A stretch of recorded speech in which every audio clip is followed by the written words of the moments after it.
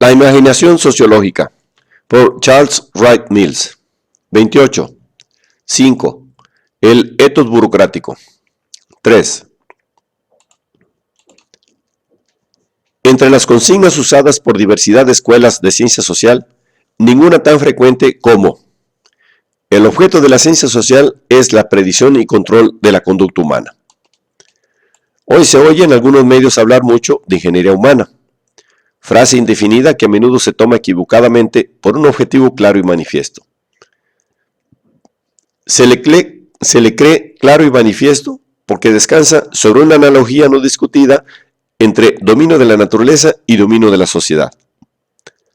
Quienes habitualmente usan estas frases probablemente figuran entre los más apasionadamente interesados en convertir los estudios sociales en verdaderas ciencias y que consideran su propio trabajo políticamente neutral y sin significación moral.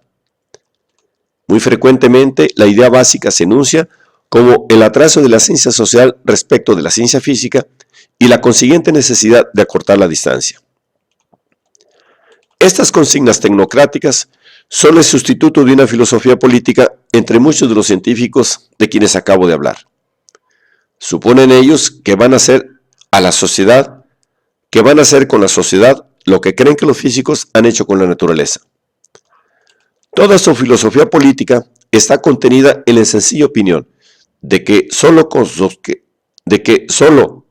que se empleasen para controlar la conducta social, los métodos científicos con que el hombre ha llegado a dominar el átomo, se resolverían pronto los problemas de la humanidad y se les garantizarían a todos la paz y la abundancia.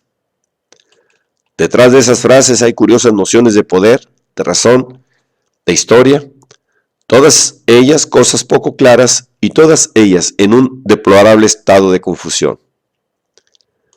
El uso de estas frases revela un optimismo racionalista y vacío que descansa sobre la ignorancia de los diferentes papeles posibles de la razón en los asuntos humanos, de la naturaleza del poder y sus relaciones con el conocimiento, del significado de la acción moral y del lugar que en él tiene el conocimiento, del carácter de la historia y del hecho de que los hombres son no solo criaturas de la historia, sino en ocasiones creadores dentro de ella y aún de ella. Antes de ocuparme en estas cuestiones, ya que influyen en el significado político de las ciencias sociales, me propongo examinar brevemente la consigna clave de los filósofos tecnocráticos, la relativa a la predicción y el control de la conducta. Hablar de predicción y control, con la frivolidad con que algunos lo hacen, es tomar el punto de vista del burócrata para quien, como dijo Marx en cierta ocasión, el mundo es un objeto que hay que manipular. Para ver la cosa claramente, tomemos un ejemplo extremo. Si un hombre tiene un sutil y poderoso aparato de control sobre una división de un ejército en una isla apartada y sin enemigos, está, debemos reconocerlo, en situación de predominio. Si emplea plenamente sus poderes y ha hecho planes definidos, puede predecir, dentro de márgenes muy estrechos, lo que cada hombre estará haciendo en determinada hora de determinado día de determinado año. Hasta puede predecir muy bien los sentimientos de varios de aquellos hombres porque los manipula como manipularía objetos inertes. Tiene el poder de rechazar muchos de los planes que quizá hagan ellos y de vez en cuando puede considerarse con toda propiedad como un déspota omnipotente. Si puede controlar, puede predecir. Gobierna irregularidades. Pero nosotros, como científicos sociales, no podemos suponer que estamos tratando con objetos tan altamente manipulables y no podemos suponer que somos entre los hombres déspotas sabios. Por lo menos, aceptar uno u otro supuesto es tomar una actitud política que parece muy curiosa en profesores. Ninguna sociedad histórica está construida dentro de un armazón tan rígido como el que encierra a mi hipotética división de ejército. Ni son los investigadores sociales, y agradezcámoslo mucho, generales de la historia. Para hablar de predicción y control, a renglón seguido, como hacen tantos, habitualmente es suponer cierto tipo de control unilateral como el de mi general imaginario, cuyos poderes he exagerado algo para que el punto se viese claramente. Deseo aclararlo a fin de revelar el significado político del etos burocrático. Se le ha empleado principalmente en y para sectores no democráticos de la sociedad. Un establecimiento militar, una sociedad anónima, una agencia de publicidad, una sección administrativa del gobierno. En y para tales organizaciones burocráticas han sido invitados a trabajar muchos científicos sociales y los problemas por los que ahí se interesaron son los tipos de problemas que interesan a los individuos más eficientes de tales máquinas administrativas. No veo cómo pueda nadie estar razonablemente en desacuerdo con el siguiente comentario del profesor Robert S. Lind sobre el soldado norteamericano. Estos volúmenes describen cómo se emplea la ciencia con gran habilidad para escoger y controlar hombres para fines que no son de su propia voluntad. Es una medida significativa de la impotencia de la democracia liberal el que debe usar cada vez más sus ciencias sociales no directamente en los problemas propios de la democracia, sino tangencial e indirectamente. Tiene que recoger las migajas de las investigaciones hechas en negocios privados sobre problemas como el modo de medir la reacción de un auditorio a fin de presentar programas sintéticos de radio y de cine, o, como en el caso presente, de las investigaciones del ejército acerca de cómo convertir fríos reclutas en heroicos soldados que lucharán en una guerra cuyas finalidades no comprenden. Orientando el uso de la ciencia social a objetivos tan extrañamente sociales, cada progreso en su uso tiende a convertirla en un instrumento de control de masas y, por consiguiente, en una amenaza más para la democracia.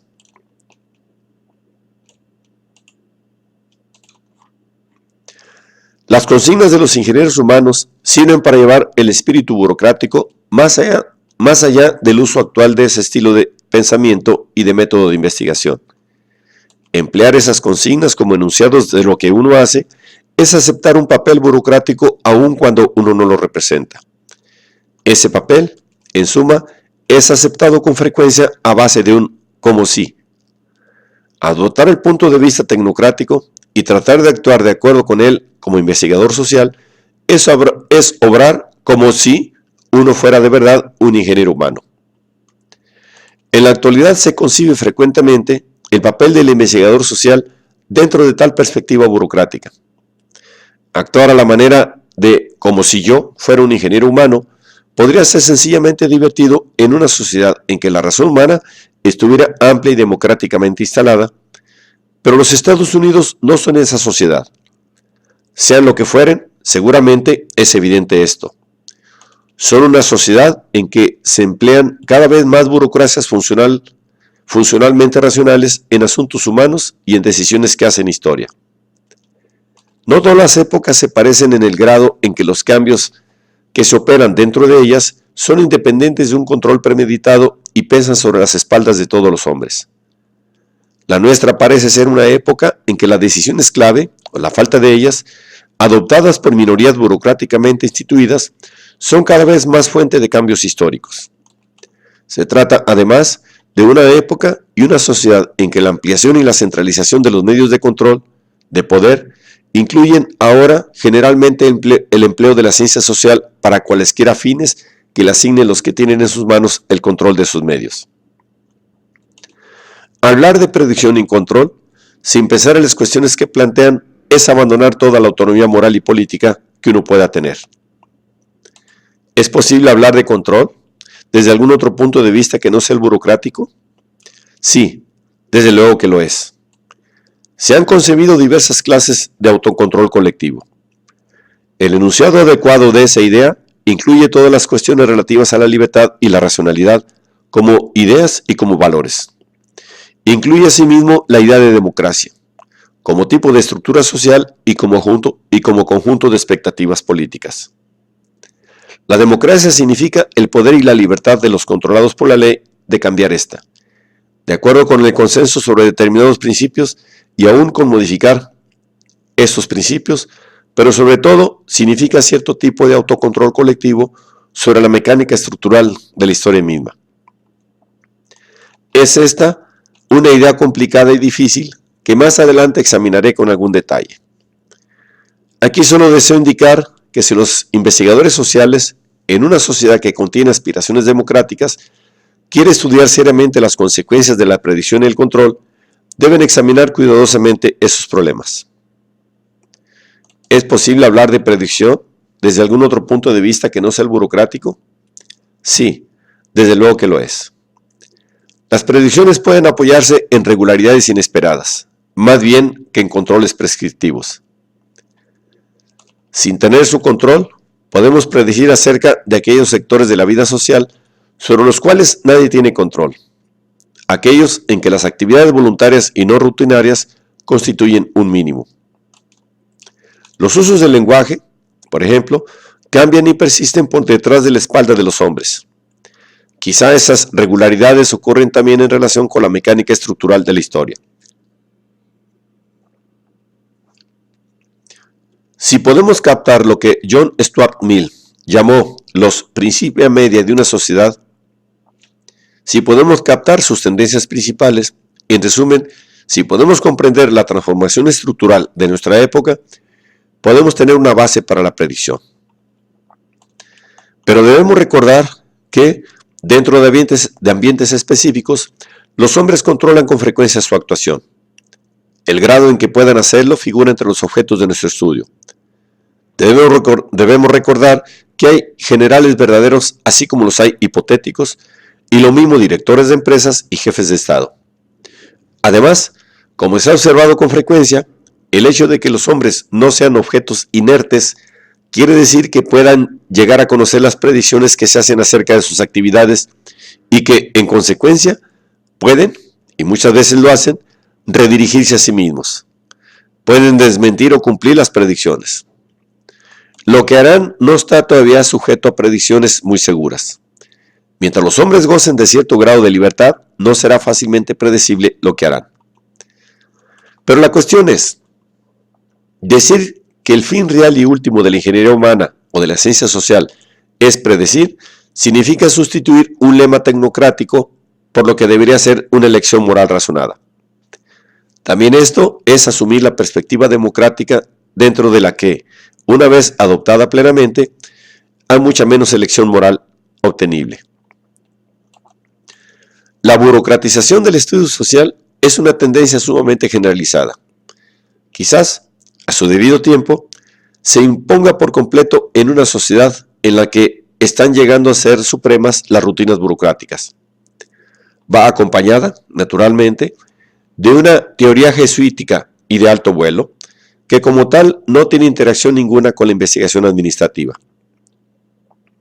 Las investigaciones particulares, por lo general estadísticas y limitadas a usos administrativos, no afectan a la gran elaboración de conceptos.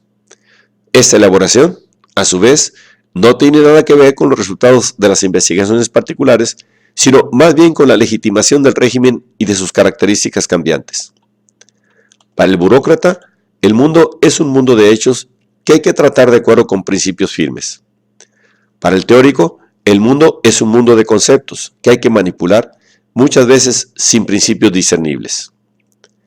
La teoría sirve, en una gran diversidad de maneras, como justificación ideológica de la autoridad. La investigación para fines burocráticos sirve para hacer la autoridad más efectiva y más eficaz, proporcionando información útil para los planeadores autoritarios.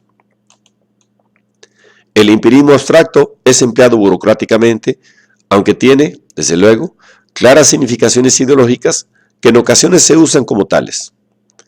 La gran teoría, como ya he indicado, no tiene utilidad burocrática directa.